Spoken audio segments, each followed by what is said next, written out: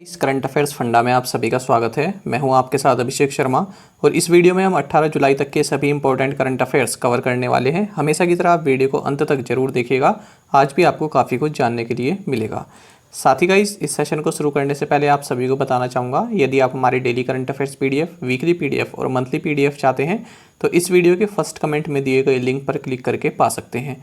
ज़्यादा जानकारी के लिए आप इस स्लाइड पर दिए गए सभी पॉइंट्स को जरूर पढ़ें और कुछ भी आपका डाउट हो और क्या कुछ भी आप पूछना चाहें तो हमें कमेंट बॉक्स में ज़रूर लिखें। तो चलिए फिर करते हैं शुरुआत इस वीडियो सेशन की। गूगल ने किस शहर में अपना दूसरा इंडिया क्लाउड रीजन का अनावरण किया है, यानी कि इनोग्रेट किया है? ऑप्शंस आपके सामने हैं और सही आंसर होगा option C. So Google unveiled its second India cloud region in Delhi NCR. जानते हैं इस न्यूज़ के बारे में। तो देखिए, गूगल ने भारत में अपना दूसरा क्लाउड रीजन दिल्ली एनसीआर में ओपन किया है। आपको बता दें, साल 2017 में गूगल ने मुंबई में भारत का पहला क्लाउड रीजन ओपन किया था। क्लाउड रीजन्स में सर्वर पर डेटा स्टोर किया जाता है। साथ ही आपको जानना चाहिए, जो गूगल क्लाउड है इसके सीईओ हैं थॉमस कुरियन, और जो गूगल क्लाउड इंडिया है, यानी कि इंडिया में जो इसकी सब्सिडरी है या ब्रांच है, इसके मैनेजिंग डायरेक्टर हैं बिक्रम सिंह बेदी। तो इनका जो है ये लेटेस्ट अपॉइंटमेंट है इसी साल का, इसलिए आप याद रखिएगा बिक्रम सिंह बेदी, ये गूगल क्लाउड इंडिया के मैनेजिंग डायरेक्टर हैं। आगे बढ़ते हैं।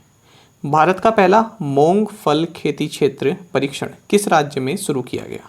ऑप्शंस आपके सामने हैं और सही आंसर होगा option D. So India's first moong fruit cultivation field trials introduced in Himachal Pradesh. तो जो ये आप फ्रूट देख रहे हैं ये मोंग फ्रूट है। जानते हैं इस क्वेश्चन के बारे में। तो देखिए, मोंग फ्रूट, जिसका अगर आप साइंटिफिक नाम कहें तो ये है सिराइतिया ग्रोसवेनोरी।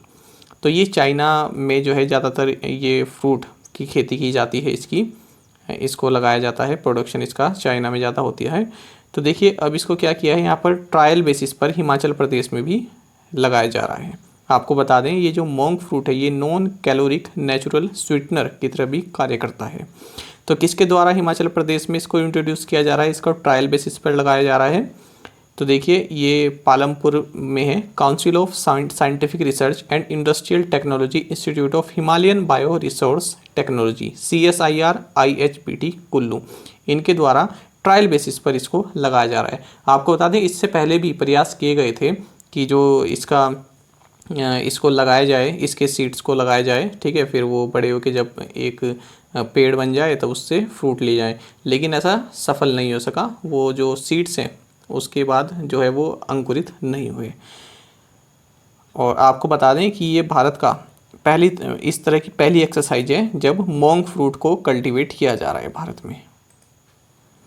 बात करते हैं फ्रेंड्स हिमाचल प्रदेश की। तो हिमाचल प्रदेश के चीफ मिनिस्टर जयराम ठाकुर हैं। गवर्नर है राजेंद्र विश्वनाथ अर्लेकर। तो इनकी भी हाल ही में नियुक्ति हुई है, आप याद रखिएगा। साथ ही कैपिटल है शिमला, जो कि समर कैपिटल है, और विंटर कैपिटल है धर्मशाला। हिमाचल प्रदेश के बारे में अगर हम कुछ इम्पोर्टेंट फैक्ट्स को देखें तो great Himalayan national park Himachal में है और एक ये यूनेस्को वर्ल्ड हेरिटेज साइट है। साथ ही आपको जानना चाहिए, पिन वैली नेशनल पार्क यहाँ पर है, इंद्रकीला नेशनल पार्क है, खीर गंगा नेशनल पार्क है और सिम्बलपाड़ा नेशनल पार्क भी हिमाचल प्रदेश में स्थित है। साथ ही आपको जानना चाहिए की मोनेस्ट्री, ये याद रखिएगा, ये भी एग्जाम में पूछी जाती है। की मोनेस्ट्री ये हिमाचल प्रदेश में। नाती फोक डांस, ये तो कई बार SSC जैसे एग्जाम्स में पूछा जा चुका है और स्टेट एग्जाम में भी पूछा जा चुका है। साथ ही Mani Mahesh lake, Bhakra dam, Kol dam, नापथा जाखरी, देखिए ये तीनों जो हैं सतलुज नदी पर हैं। फिर है चौमेरा डैम, ये रावी नदी पर है, और फिर है पोंग डैम, जिसे महाराणा प्रताप सागर भी बोलते हैं, ये ब्यास नदी पर है। तो ये सभी हिमाचल प्रदेश से रिलेटेड काफ़ी इंपॉर्टेंट जानकारी है, इसको आप नोट डाउन जरूर कर लीजिएगा। आगे बढ़ते हैं। स्वास्थ्य सेवा में नवाचार को बढ़ावा देने के लिए किस स्टार्टअप ने अटल इनोवेशन मिशन के साथ भागीदारी की है? ऑप्शंस आपके सामने हैं और सही आंसर होगा option B. So T hub has partnered with the Atal innovation mission to foster innovation in the health care. जानते हैं इस क्वेश्चन के बारे में। तो देखिए, ये एक हैदराबाद बेस्ड बिजनेस इंक्यूबेटर है टी हब, तेलंगाना सरकार का है ये टी हब, इंक्यूबेटर जानेंगे इंक्यूबेटर का मतलब क्या है। तो इसने अटल इनोवेशन मिशन जो कि नीति आयोग का एक प्रोग्राम है, इसके साथ हेल्थ केयर सेक्टर में कार्य करने के लिए जो है पार्टनरशिप की है। यानी कि हेल्थ सेक्टर में जो स्टार्टअप्स अपना ग्रो करना चाहते हैं तो उनकी सहायता करेगा टी हब।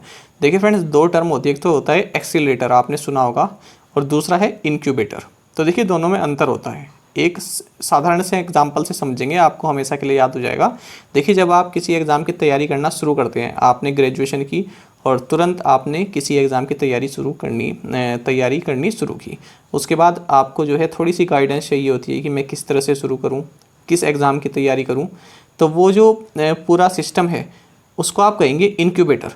यानी कि जब स्टार्टअप बिल्कुल शुरू हो रहा है, जब वो स्टार्टअप बना नहीं है, जबकि वो शुरू में वो चाहता है कि कुछ करूं मैं, तो उसको जो सहायता करता है वो होता है incubator.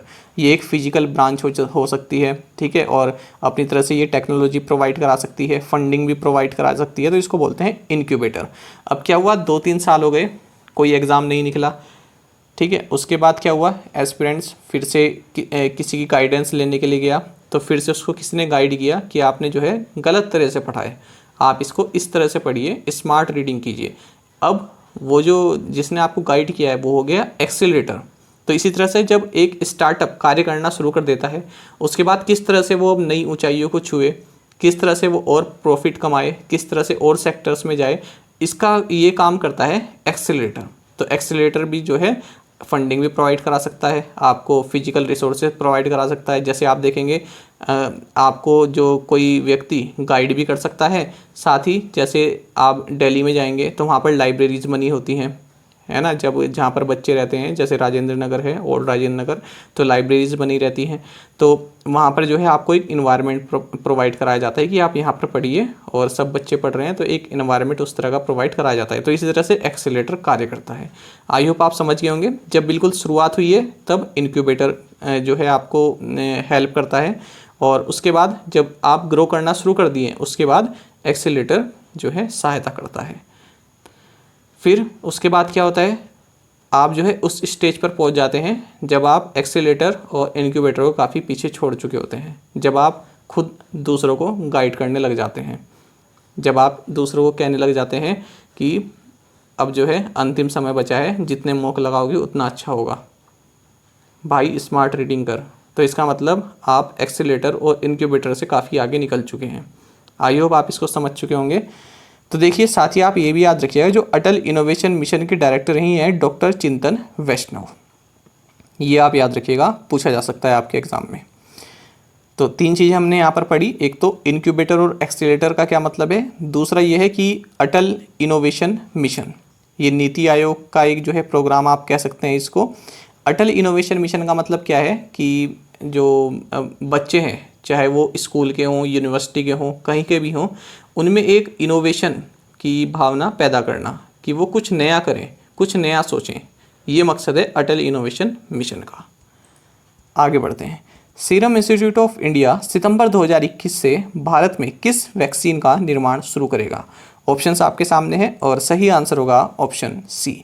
So Serum Institute of India will start manufacturing Sputnik V vaccine in India from September 2021।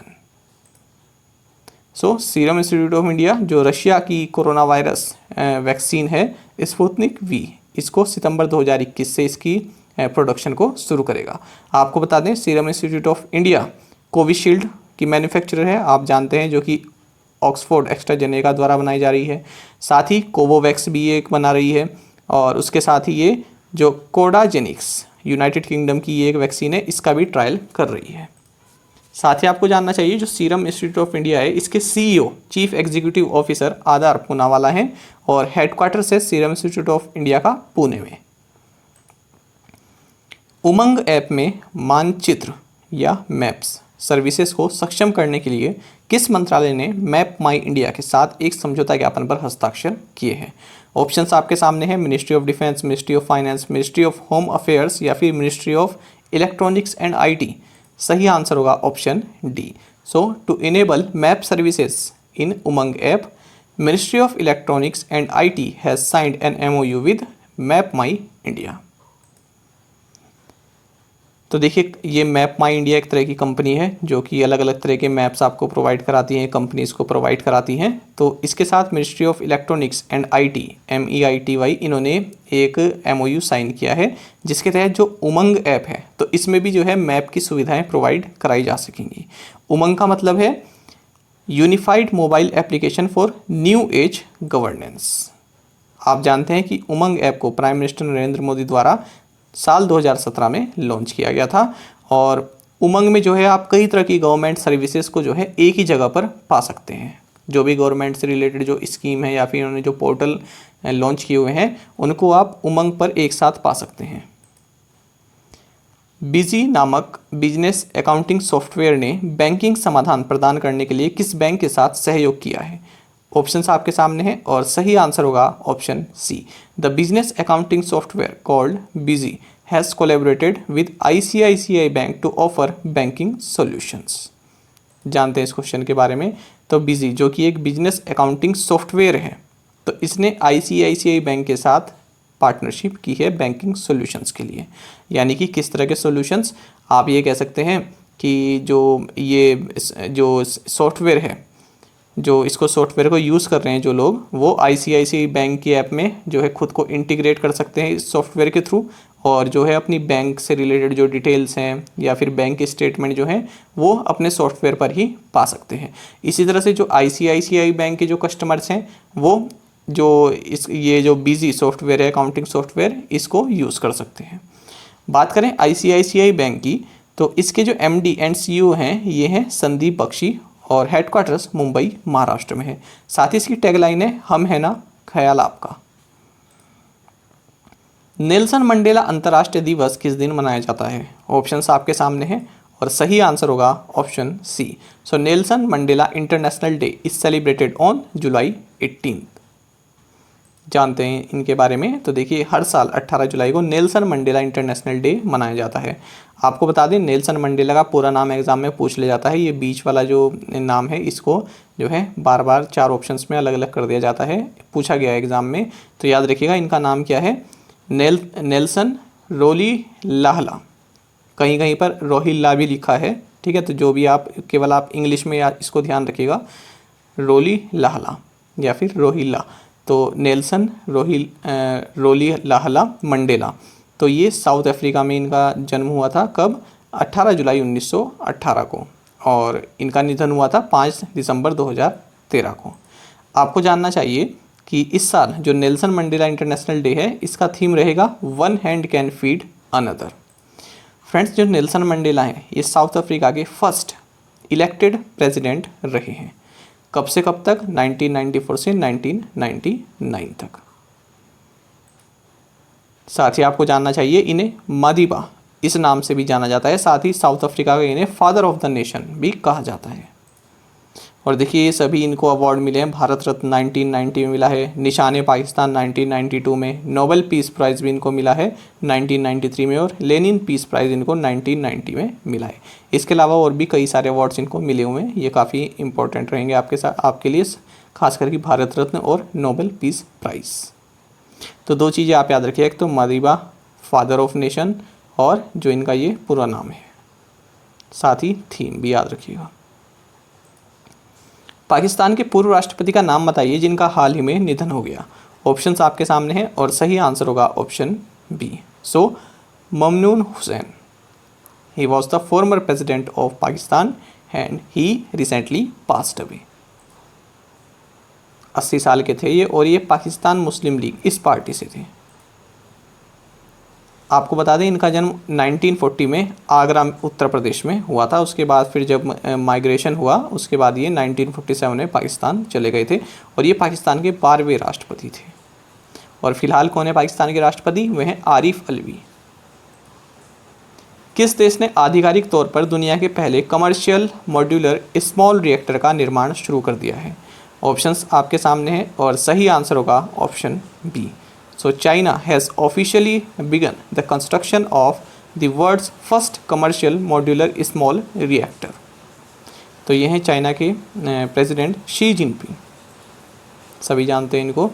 तो देखिए चाइना ने ऑफिशियली वर्ल्ड के first commercial modular small reactor जिसका नाम है लिंगलोंग 1 या आप इसको कह सकते हैं ACP-100, इसका जो है कंस्ट्रक्शन कार्य शुरू कर दिया है। आपको बता दें जब ये इसकी जो जनरेशन कैपेसिटी है ये 1,25,000 किलोवाट आवर्स की है, और एक बार जब बन जाएगा अच्छे से उसके बाद इसकी कैपेसिटी को बढ़ाया भी जा सकता है और 1 बिलियन किलोवाट आवर्स तक की कैपेसिटी इसकी की जा सकती है। देखिए फ्रेंड्स, चाइना को बोलते हैं officially People's Republic of China, और जो ताइवान है उसको बोलते हैं रिपब्लिक ऑफ चाइना। अगर आपसे पूछ लिया जाए कि बीजिंग किसकी कैपिटल है और ऑप्शन दे दिए जाएँ 4, तो 2 देश तो आप आराम से हटा देंगे अगर उनमें जापान या साउथ कोरिया हो, लेकिन अगर आपके सामने दे दिया जाए पीपल्स रिपब्लिक ऑफ चाइना और रिपब्लिक ऑफ चाइना, तब थोड़ा कन्फ्यूजन हो सकता है यदि आपको ये बात नहीं मालूम है। तो चाइना का जो ऑफिशियल नेम है ये है पीपल्स रिपब्लिक ऑफ चाइना, और ताइवान को कहते हैं केवल रिपब्लिक ऑफ चाइना। ये बात आप ध्यान रखिएगा। साथ ही इसकी करेंसी है रेनमिनबी, और ऑफिशियल लैंग्वेज मैंडरीन है। प्रेसिडेंट हैं शी जिनपिंग, प्रीमियर हैं यहाँ के ली केक्वेन। साथ ही फ्रेंड्स आपको बता दें चाइना में वर्ल्ड की ग्रेटेस्ट इररिलीजियस पॉपुलेशन रहती है, यानी कि इस तरह की पॉपुलेशन रहती है जो किसी भी धर्म को या फिर जो गॉड होते हैं इनको नहीं मानते हैं। ठीक है, लगभग जहाँ तक मुझे याद है 60 से 70% पॉपुलेशन ऐसी है जो कोई रिलीजन को फॉलो नहीं करती है। इवन जो चाइना की गवर्नमेंट है, जो कम्युनिस्ट पार्टी ऑफ चाइना है, ये एथिस्ट है, यानी कि ये भी किसी गॉड पर या फिर किसी रिलीजियस एक्टिविटी में विश्वास नहीं रखती है। WWF UNEP की रिपोर्ट के अनुसार भारत की बाघ श्रृंखला का कितना प्रतिशत वर्तमान में संरक्षित क्षेत्रों से बाहर है? ऑप्शंस आपके सामने हैं और सही आंसर होगा option C. So as per the WWF UNEP report 35% of India's tiger ranges currently lie outside protected areas. जानते हैं इस रिपोर्ट के बारे में। तो देखिए रिपोर्ट का नाम है a future for all, a need for human wild life को एग्जिस्टेंस। तो इसको किसने लॉन्च किया है? WWF एंड UNEP ने मिलकर। तो इन्होंने बताया कि देखिए आप जानते हैं कि जो टाइगर रिजर्व होते हैं, ठीक है, या फिर ये जो नेशनल पार्क होते हैं, ये प्रोटेक्टेड एरियाज़ होते हैं। तो इसमें ये बताया गया है कि 25% जो प्रोटेक्टेड एरिया है उसका 35% भाग जो है वो प्रोटेक्टेड एरियाज़ के अंतर्गत नहीं है, उससे बाहर है। मतलब जहाँ पर जो ये टाइगर्स रहते हैं, जिस एरिया में टाइगर रहते हैं, तो 35% भाग वो प्रोटेक्टेड एरिया के बाहर है। इसी वजह से जो ह्यूमन एनिमल कॉन्फ्लिक्ट होता है ये देखने के लिए मिलता है। साथ ही इन्होंने ये कहा है कि जो marine and terrestrial protected areas हैं ये केवल ग्लोबली 9.67% ही कवर करते हैं। साथ ही फ्रेंड्स आपको ये भी जानना चाहिए, देखिए एक ये होता है जूनोटिक डिजीजेस या फिर जूनोसिस हम इसको बोलते हैं। तो देखिए एनिमल्स जो हैं ये कई तरह के हार्मफुल जर्म्स इनमें पाए जाते हैं और ये जो है ह्यूमन को पास कर देते हैं, तो इसके कारण जो है आदमी बीमार भी पड़ जाता है। तो उसको बोलते हैं जूनोटिक डिजीजेस, जो कि एनिमल्स के थ्रू ह्यूमन में पास होते हैं। तो ये एक एक्स्ट्रा इन्फॉर्मेशन है, इस रिपोर्ट के साथ रिलेटेड नहीं है, ये मैंने सोचा आपको बता देता हूँ जब इस तरह की यहाँ पर बात आई रही है। साथ ही आपको जानना चाहिए world wide fund for nature WWF, इसका हेडक्वार्टर्स ग्लैंड स्विट्ज़रलैंड में है, और यूनाइटेड नेशंस एनवायरनमेंट प्रोग्राम यानी UNEP इसका हेडक्वार्टर्स नैरोबी केनिया में है। आयुर्वेद शिक्षण और अनुसंधान संस्थान और किस राज्य ने आयुर्वेद शिक्षा को मजबूत करने के लिए एक समझौता ज्ञापन पर हस्ताक्षर किए हैं? ऑप्शंस आपके सामने हैं और सही आंसर होगा option C. So Institute of Teaching and Research in Ayurveda and Gujarat state signed an MOU to strengthen the Ayurveda education. जानते हैं इसके बारे में। तो देखिए जामनगर गुजरात में स्थित एक इंस्टीट्यूट है जिसका नाम है institute of Teaching and Research in Ayurveda यानी ITRA। तो इसने जो है ये मिनिस्ट्री ऑफ आयुष के अंतर्गत आता है और इसने गवर्नमेंट ऑफ गुजरात के साथ MOU साइन किया है। किस लिए? अब देखिए जो ये जामनगर स्थित जो ये कॉलेज है, जो ये इंस्टीट्यूट है ITRA, इसके कैंपस में कई तरह के इंस्टीट्यूट जो है कार्यरत हैं, फंक्शनिंग कर रहे हैं। तो अब उन सभी को इस ITRA के अंतर्गत ला दिया जाएगा, इसी के तहत उनको ला दिया जाएगा। इससे क्या होगा, जो आयुर्वेदा एजुकेशन है उसको बढ़ावा मिलेगा। किस IIT ने कोशिकाओं में कैंसर पैदा करने वाले म्यूटेशंस का विश्लेषण करने के लिए NB ड्राइवर नामक AI उपकरण विकसित किया है? ऑप्शंस आपके सामने हैं और सही आंसर होगा option C. So IIT Madras has developed an AI tool यानी artificial intelligence tool called NB driver for analysing cancer causing mutations in cells. तो देखिए IIT मद्रास के रिसर्चर्स ने एक इस तरह का आर्टिफिशियल इंटेलिजेंस बेस्ड टूल तैयार किया है जिसके तहत या जिसके थ्रू आप ये पता लगा सकते हैं कि जो कैंसर के कारण जो सेल्स में म्यूटेशन होता है वो किस वजह से होता है, उसको एनालाइज आप कर सकते हैं। तो इस टूल का नाम है NB ड्राइवर यानी कि नेबरहुड ड्राइवर। AFC महिला क्लब चैंपियनशिप में भारत का प्रतिनिधित्व कौन सी टीम करेगी? ऑप्शंस आपके सामने हैं और सही आंसर होगा option D. So Gokulam Kerala FC has been elected as India's representatives in the inaugural AFC women's club championship. तो AFC महिला क्लब चैंपियनशिप में भारत का प्रतिनिधित्व कौन सी टीम करेगी? गोकुलम केरला FC। और ऐसा कहा है ऑल इंडिया फुटबॉल फेडरेशन ने इनको चुना है। गोकुलम केरला FC ये जो टीम है इसको चुना है। आपको बता दें जो ये चैंपियनशिप है ये अक्टूबर-नवंबर 2021 में होने वाली है। कहाँ पर? अम्मान, जॉर्डन में। साथ ही फ्रेंड्स देखिए ये तो है AFC विमेंस क्लब चैंपियनशिप। अगर हम बात करें 2022 AFC विमेंस एशियन कप की तो इसको होस्ट करेगा इंडिया। ये हाल ही में इसलिए न्यूज़ में था क्योंकि जो AFC विमेंस एशियन कप 2022 है ये पहले भुवनेश्वर और अहमदाबाद में होने वाले थे, लेकिन कोविड-19 की वजह से ताकि जो प्लेयर्स हैं उनको ज़्यादा डिस्टेंस तय ना करनी पड़े, अब मुंबई और पुणे इसके वेन्यू रहने वाले हैं। तो ये आप याद रखिएगा, हमने इसको MCQ फॉर्मेट में भी किया था। निम्नलिखित में से किस देश ने हाल ही में आयोजित त्रिपक्षीय टेबल टॉप अभ्यास TTX 2021 में भाग नहीं लिया है? ऑप्शंस आपके सामने हैं और सही आंसर होगा option D. So Bangladesh did not participate in recently held trilateral table top exercise TTX 2021। ये एक्सरसाइज का नाम नहीं है, ये तो इसी को लिखा गया है ट्राइलेटरल टेबल टॉप एक्सरसाइज यानी TTX। एक्सरसाइज का नाम मैं आपको बताऊंगा अभी क्या है। तो देखिए ये जो एक्सरसाइज है केवल इंडिया, मालदीव्स और श्रीलंका के बीच हुई है। बांग्लादेश इसमें पार्टिसिपेट वैसे भी नहीं करने वाला था, ठीक है, तो ये इसका हिस्सा नहीं था, इसलिए क्वेश्चन इस तरह से फ्रेम किया है। जानते हैं इसके बारे में। तो देखिए ये एक एंटी नार्कोटिक्स और maritime search and rescue exercise है। नाम है इसका एक्सरसाइज सील्ड। तो किसके बीच हुई है ये? इंडियन नेवी, श्रीलंकन नेवी और मालदीव्स की जो नेशनल डिफेंस फोर्स है इसके बीच में। तो ये क्या थी? ये 2 दिन की एक trilateral table top exercise TTX थी। द ग्रेट बिग लायन नामक पुस्तक के लेखक कौन है? ऑप्शंस आपके सामने हैं और सही आंसर होगा option D. So Chrissie Knight is the author of the book titled the Great Big Lion. तो देखिए 3 साल की हैं ये क्राइसिस नाइट और इन्होंने पुस्तक लिखी है द ग्रेट बिग लायन। तो इसमें एक लायन और 2 चिल्ड्रन के बारे में जो है ये पूरी स्टोरी है इस बुक में दी हुई। और इसको किसने पब्लिश किया है? पफिन इम्प्रिंट, जो कि पेंगुइन का एक जो इंडिया में जो ये प्रिंटिंग प्रेस है इसने किया है, पफिन इम्प्रिंट ने। अब देख लेते हैं प्रीवियस असाइनमेंट क्वेश्चंस के answer. Calico museum is located in which state? Answer is Gujarat. What is the capital and currency of Haiti? तो कैपिटल है पोर्ट ओ प्रिंस और करेंसी है guard. BECIL Rohana Rajapaksa is the finance minister of which country? Answer is Sri Lanka. The proposed Lemru elephant reserve will be created in which state? Answer is Chhattisgarh. Which team did the Indian men's hockey team beat in the 1948 London Olympics to secure its first field hockey gold medal as an independent nation? Answer is Great Britain. Friends जो Olympic में जो भारतीय hockey team का जो प्रदर्शन है इससे कई बार एग्जाम में क्वेश्चन पूछ ले जाते हैं, इसलिए आप इस क्वेश्चन को बिल्कुल अच्छे से समझ लीजिएगा। साथ ही फ्रेंड्स मैं आपको यहाँ पर एक फैक्टर बताना चाहूँगा। अगर आप ओलंपिक इतिहास की बात करें तो जो भारत की हॉकी टीम है ये अब तक की सबसे सफल टीम रही है। आपको बता दें इसने अब तक भारत में 8 गोल्ड मेडल जीते हुए हैं। और देखिए कौन कौन से साल में? 1928, 1932, 36, 48, 52, 56, 64 और 80 में।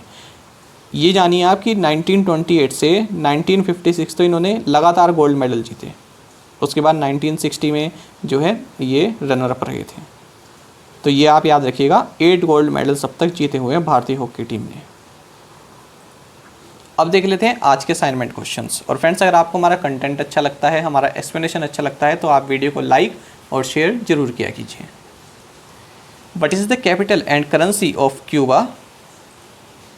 Harela festival is celebrated in which state? World day for international justice is observed on which day? Swami Prakashanand, who passed away recently, was the head of which mutt? Which company recently took control of the Mumbai International Airport? तो friends, इन पांचों questions के answer आपको हमें comment box में जरूर बताने हैं। अगर आपको एक क्वेश्चन का आंसर भी आता है तो वो भी आप हमें ज़रूर से बताया कीजिए। और फ्रेंड्स, बढ़ चढ़कर हिस्सा लिया कीजिए। देखिए, हमारी वीडियोस पे लगभग 2,500 से 3,000 व्यूज़ आते हैं, लेकिन कुछ ही एस्पिरेंट्स हैं जो डेली आंसर करते हैं और अच्छे से आंसर करते हैं। तो आप भी इस चीज़ का फ़ायदा उठाइए। जब आपको असाइनमेंट क्वेश्चंस अगर आपको प्रोवाइड कराए जा रहे हैं तो आप जो है ज़्यादा से ज़्यादा संख्या में इसके आंसर ज़रूर दिया कीजिए। इतनी ही आपसे रिक्वेस्ट है। साथ ही फ्रेंड्स, आप सभी करंट अफेयर्स फंडा को टेलीग्राम पर भी ज्वाइन कर सकते हैं। यहाँ पर रेगुलर वीडियो अपडेट्स और करंट क्विजेस हम आप सभी के लिए डालते हैं। साथ ही डिस्कशन ग्रुप में आप किसी भी क्वेश्चन का सोल्यूशन पा सकते हैं। दोस्तों, यहाँ पर हमारे करंट अफेयर्स की प्लेलिस्ट दी गई है, इसको आप ज़रूर देखें। अपने दोस्तों के साथ और जो फेलो एस्पिरेंट्स हैं उनके साथ शेयर ज़रूर करें। आज का करंट अफेयर्स सेशन आपको कैसा लगा हमें कमेंट बॉक्स में ज़रूर बताइएगा। Thank you guys.